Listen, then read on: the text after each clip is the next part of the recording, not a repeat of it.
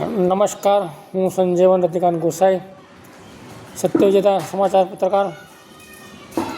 આજે આપણે લાઈવ થવાનું કારણ એ છે કે ગામની એટલે કેરિયાવી ગામ નડિયાદ તાલુકો જિલ્લો ખેડાની અંદર જે ગ્રામ પંચાયતની વહીવટી જે સત્તા જે છે સરપંચ તથા ગામના મેમ્બર અને તલાટીશ્રીની, જેઓ ગામમાં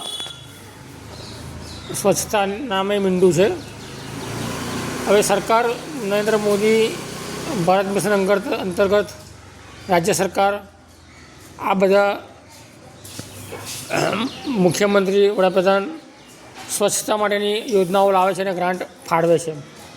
દરેક ગામમાં ગ્રાન્ટો ફાળવી છે. એના વ્હીકલો, ટ્રેક્ટર, ટ્રોલી વગેરે સાધનો ફાળવવામાં આવેલ છે, પાવડાથી અને ગામની અંદર મનરેગાની એક સ્કીમ ચાલે છે, એની અંદર રોજગાર પણ આપવામાં આવે છે.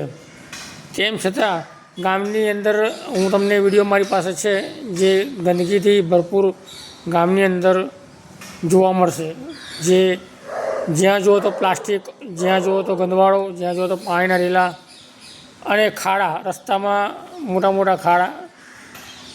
આ ભવિષ્યમાં અકસ્માત થવાના ચાન્સ પણ છે. આમાં કોઈનો જીવ જોખમમાં જઈ શકે છે. રસ્તામાં મોટા મોટા ખાડા, જે ખાડાની અંદર પાણી ભરેલું હોય છે. અવર જવરમાં બાઇકમાં કોઈ ખાડામાં પડે, પાણીના છોટા ઉડીને કોઈના કપડાં પણ બગડી શકે છે. આ બધી સમસ્યાઓ અમારા કેરિયા ગામની અંદર છે. મેં આજે ગ્રામસભા હતી, પણ કોઈ પણ પ્રકારની ગ્રામસભામાં કોઈ પણ પ્રકારની કોઈ આગોતરા પહેલાં કોઈ ઇન્ફોર્મ કોઈને કરીને ગ્રામસભા યોજવામાં આવી નથી. કોઈ જાતની નોટિસ કે કોઈ જાતની કોઈ કાર્યવાહી અગાઉ કરવાની હોય છે. ગ્રામસભાની યોજના દરેકને જાણ કરવાની હોય છે કે ભાઈ ગ્રામસભા યોજવી હોય તો શરૂઆતમાં ગામમાં નોટિસો મારવાની હોય છે, પણ એવી કોઈ પણ પ્રકારની નોટિસો માર્યા વગર ડાયરેક્ટ ગ્રામસભા યોજવામાં આવી. જ્યારે હું સવારમાં આવ્યો તો તલાટીએ મને એવું જણાવ્યું કે 2 વાગે આવો, ગ્રામસભા છે, 2 વાગે મળશે બધા. પણ જ્યારે હું 2 વાગ્યાની 2:05 બાકી હતી હું આવ્યો ત્યાં તો સરપંચ પોતે આવીને નીકળી ગયા હતા. સભ્યો ઊભા હતા, પણ કોઈ ગ્રામસભા કોઈ જેવું કંઈ ઠરાવ કશું કોઈ જાતની ચર્ચા થઈ નથી. શું કરે છે પંચાયત ખ્યાલ નથી આવતો.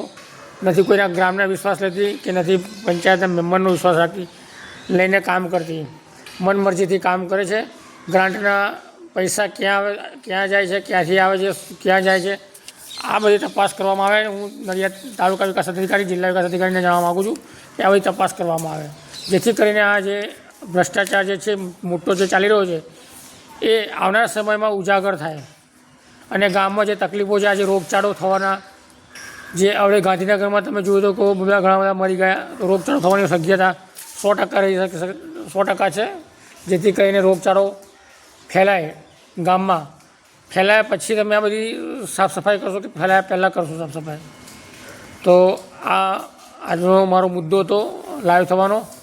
તો આ વિષય દરેક નાગરિક ગામના તથા જાગૃત નાગરિક તથા ગામના આગેવાનો, અગ્રણીઓ અને સત્તાધીશમાં જે બેઠેલા જે તમામને આ વિડીયો જોઈ અને આના અનુસંધાને કામગીરી કરવામાં આવે, સ્વચ્છતા ગામમાં રાખવામાં આવે અને સ્વચ્છ ભારતનું સપનું આપણું પૂર્ણ કરવામાં આવે.